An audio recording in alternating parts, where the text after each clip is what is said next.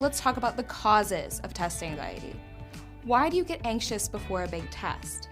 Often, our anxieties are rooted in a fear. In this case, that could be a fear of failing or of not doing as well as you'd hoped. You may also be running through the possibilities of what could happen if you don't achieve your goal. That can lead to catastrophic thinking, where your brain leaps from one unpleasant scenario to an even more dire situation, and on and on. I won't do well on this exam, and therefore I won't get into college, and then I won't get a good job, and then I won't be able to support myself. You can find yourself spiraling. But you can stop that process before it gains momentum. For starters, never underestimate the power of breathing. You know how when you're relaxed, you tend to take a nice big breath?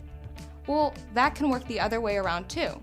When you take nice big breaths, you can make yourself more relaxed. If you feel your anxiety start to escalate, harness your focus and concentrate it entirely on deep breaths. After a few of these, you should start to feel your heart rate slowing down, and you should be able to refocus on the problem at hand. And that leads me to part 2.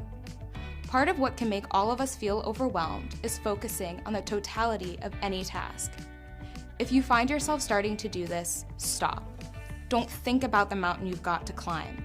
Think about where you're putting each foot next. You don't try to solve the whole problem at once. You work it in one manageable piece at a time until you tackle the whole thing. Now let's say that you've been pressed for time from the beginning. One of the strategies we encourage you to adopt is to complete each section according to your personal order of difficulty. Take the easy test first, folks. If you do all the questions you know how to answer and rack up those points, and then spend more time on the moderately challenging questions and rack up those points, then if you run out of time on finishing those last few questions, just guess and call it a day. There are 2 lessons I hope you've gleaned from this video. First, an extra moment to study yourself is time well spent. And second, knowledge is an antidote to anxiety.